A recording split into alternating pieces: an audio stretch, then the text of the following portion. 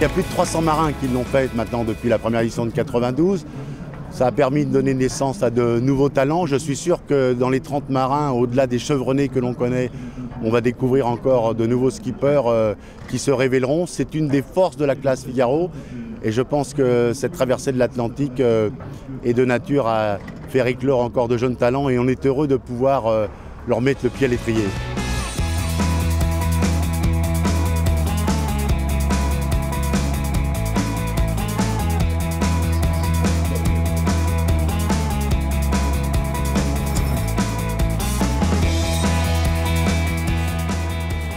De référence parce que d'une part il y a toujours, et ça se confirme cette année, un super plateau, vraiment avec des marins de talent, ce qui se fait de mieux sur la course au large en France et même à l'étranger, parce qu'il y a une grosse équipe Artemis qui est là. Ça d'une part, d'autre part le fait que ce soit tous les mêmes bateaux, les Figaro ou Beneteau 2.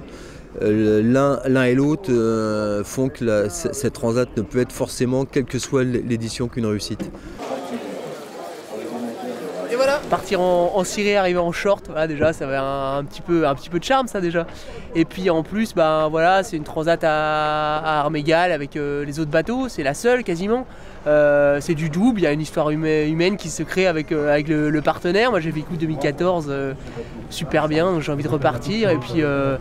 Et puis voilà, on va un petit peu au bout de soi-même sur une transat comme ça. Et puis ouais, elle fait rêver quoi, tout simplement, c'est une course qui fait rêver. On veut tous l'inscrire dans le palmarès. Je crois que la transat H2R à la mondiale, c'est un des passages obligés pour tout marin qui veut se faire un nom dans la voile française et internationale. Donc il était temps que je m'y mette aussi. Et oui, de partir avec Gildas, qu'il a déjà remporté, qui a fait toutes les places du podium et les places d'honneur, c'est encore mieux pour moi. Et voilà, c'est que du bonus pour moi. C'est un événement unique. Et aujourd'hui, je dois dire qu'il y a un autre élément qui fait que Saint-Barthélemy s'est toujours accroché, et peut-être à travers moi, mais à travers d'autres aussi, c'est que nous sommes une petite île et que cette petite île s'est développée essentiellement avec la mer.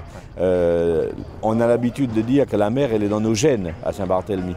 Donc parler voile à une population de Saint-Barthélemy, c'est lui parler de choses qu'elle côtoie et qu'elle connaît tous les jours. Et à partir de là, nous n'avons aucune difficulté à faire adhérer la population à un événement comme celui-là.